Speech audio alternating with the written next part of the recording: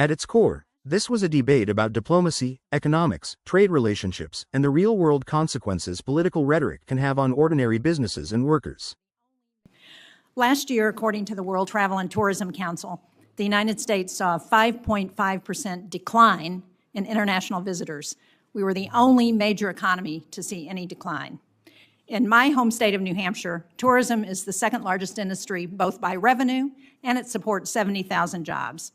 Canada has long been our largest share of foreign visitors, but last year we saw a 30% drop in Canadian tourism, largely due to the loss of trust and goodwill because of this administration's rhetoric around Canada. Secretary Lutnick, last week you said about Canada's economic strategy, and I quote, "They suck."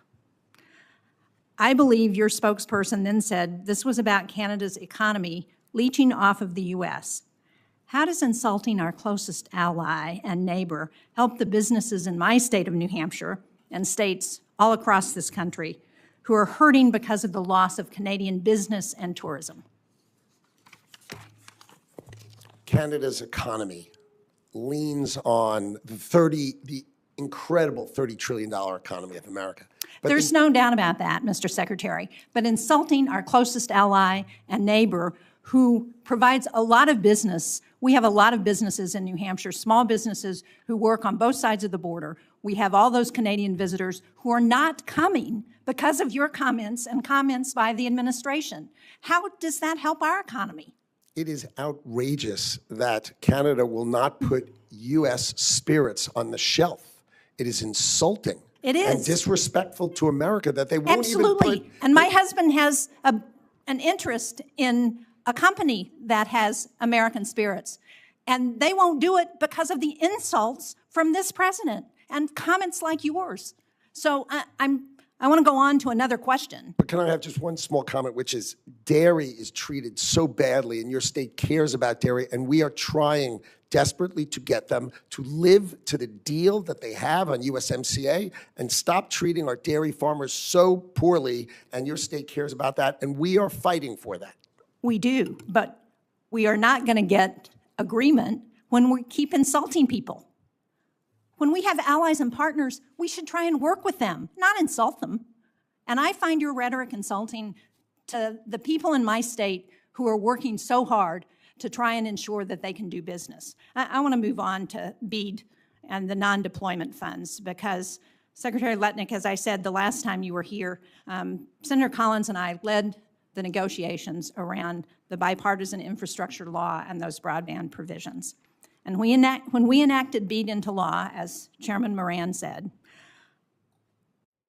we understood that any remaining funds after broadband deployment would be used for adoption. New Hampshire was promised nearly $200 million in BEAD funding, yet only $18.6 million has been awarded for deployment. That means New Hampshire has nearly $180 million left for non-deployment activities. So when can we expect guidance from NTIA on how states can spend the estimated $21 billion in remaining non-deployment BEAD funds? We finished our listening tour. We took the comments, over 280 comments and 1,000 people who spoke to us. We are narrowing the gap. We will make sure that we are covering all broadband access, and we will have a plan that we would be happy to discuss with you, as I said, within the coming months.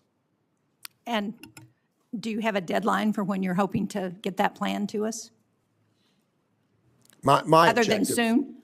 Well, my objective was to start by getting the money out and getting America the benefit of the bargain, which we've done, right? 54 states and territories executed and out the door finally, right? This is getting the money out the door. But I would expect over the next 2 months we will have our plan in place, and we will be happy to discuss it with you. Okay, I only have a few seconds left, but in your confirmation hearing last year, you said that the United States needed to stop China from, and I quote, using our tools to compete with us. And you specifically called out U.S. companies for advancing Beijing's AI ambitions.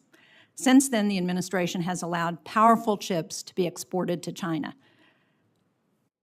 Can you assure us today that the administration is going to stop those chip sales to China that would advance its military modernization? We heard yesterday at the Armed Services Committee from Admiral Paparo, who expressed concern about China being able to access those advanced chips.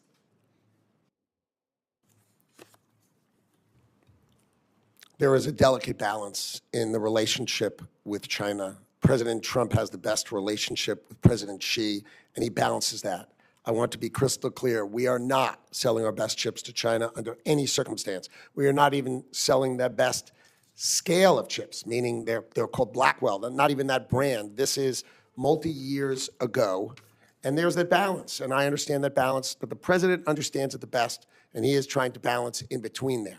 I would tell you they have not bought any as of today. Well, I'm out of time, Mr. Secretary, but I would urge you to look at the intelligence on the chips, because that is not what the intelligence says about what we are selling to China. Shaheen came into the hearing focused on a very specific issue that often gets overlooked in national political debates: tourism and cross-border economic relationships. For states like New Hampshire, Canada is not just another trading partner. It is deeply woven into the regional economy. Canadian tourists drive across the border to shop, stay in hotels, eat at restaurants, ski, visit small towns, and support thousands of local jobs. When that relationship weakens, communities feel it immediately.